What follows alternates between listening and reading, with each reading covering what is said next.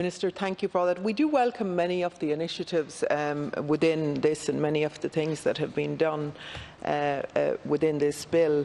But I am very concerned around that.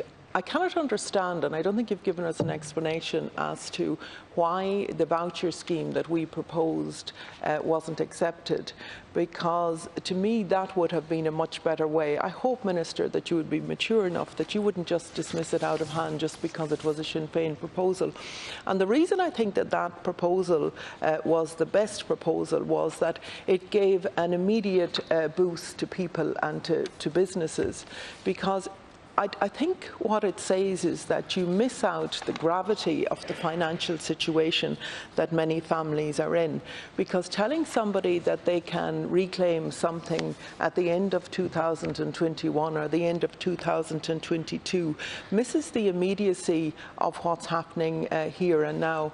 I'm also concerned, even with that long duration that we have, that many of the entitlements in terms of people claiming rebates aren't claimed as they are. Many of them go unclaimed. And they don't avail of the tax rebates that they're already entitled to. Could you also clarify for me, Minister, if the rebates are given for those who choose to take their breaks in the north of our island?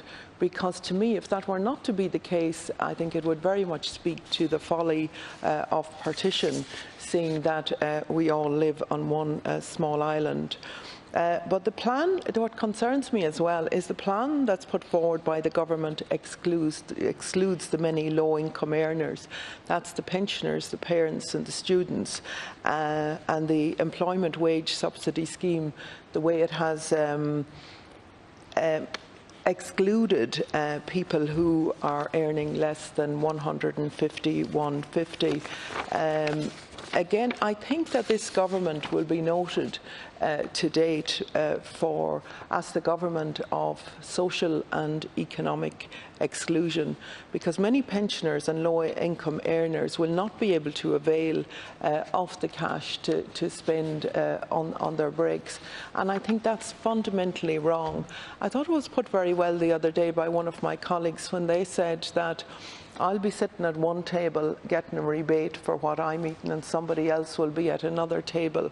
And I think that's the stark reality of it. We've already seen in terms of the exclusion where the government is willing to enforce travel restrictions on some people. And I just think it's a very worrying path to go down.